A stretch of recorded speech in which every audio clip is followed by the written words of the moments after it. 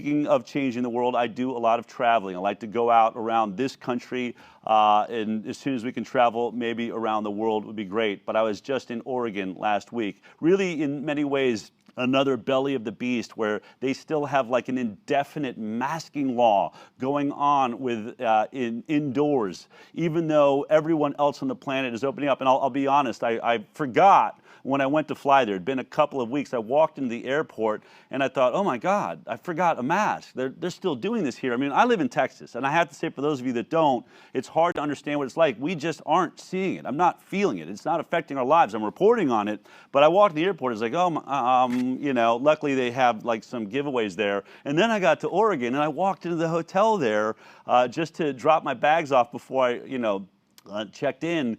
And the guy at the desk says, sir, do you have a mask? And I was like, yeah. He's like, you have to put it on. And I said, oh, you guys are still doing that here? He's like, yes, we are. I said, you do realize, like, you're the last place on earth still doing that, right?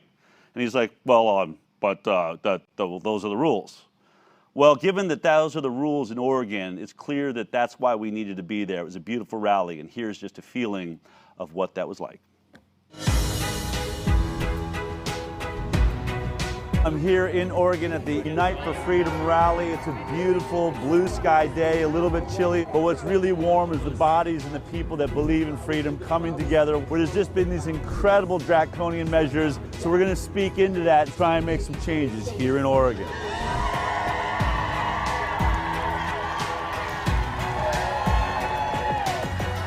We are here to free Oregon. Portland will never be the same after today. All of you should be marching down these streets. You guys are awake, you're liberated. You can just literally feel the freedom in this audience. How many of you believe we should live free like we were born? Looks like I came to the right place, eh? There is a global movement happening in every part of this world. It's not just a few people, is it? That's why they won't cover it on the news. You can only see it on the Highwire. During the lockdowns, we had a lot of people who were out marching related to what they felt was oppression. What could be more oppressive than forcing you to take an injection? As a pediatrician, what I'm seeing is a lot of anxiety and depression. Kids are coming in masked in our state here. I asked them to pull off their masks. They're afraid to take their masks off when given permission. For all the hypocrites in office here in Oregon and in Colorado and in California that talk about being environmentalists, I have a question for you. Why will our children ever fight for our environment if they never got to breathe the air? And when will they ever stand for freedom if all they were taught by their teachers was how to comply? Every one of you politicians that is masking our children, you are the disease. I was injured by the Moderna COVID vaccine on March 11th. My injury consists of severe autonomic dysfunction, POTS. On January 20th, Maddie received her second dose in the Pfizer COVID vaccine trial at Cincinnati Children's Hospital. She had seizures, drastic changes in vision, her urinary retention.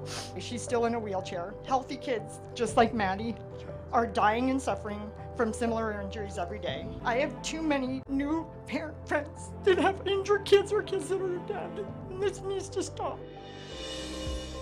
At Pfizer and Moderna and all those places, they hide behind the protections of civil immunity. How many of you know that you can't sue them?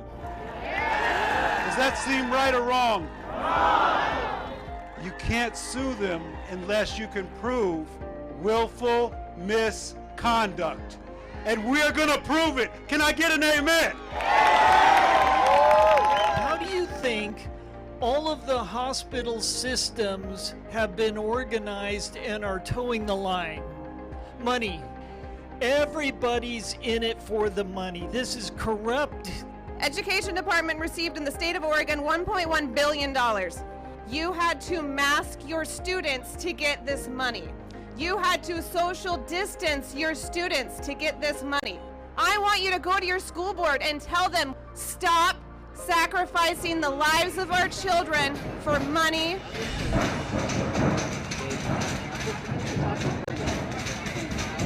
me, I hear some drums in the background.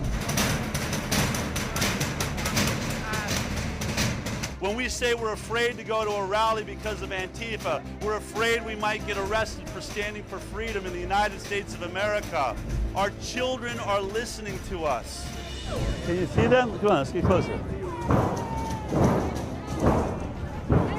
The big baddie, the big scary moment. It looks like 6 or 7 foot-stomping babies wearing masks, afraid to breathe the air, afraid of the sunshine. Everyone, if this is what you're afraid of, come on out, start standing up for your rights, because these foot-stomping babies are not the future of this world. When I heard those drums, I didn't think of fear.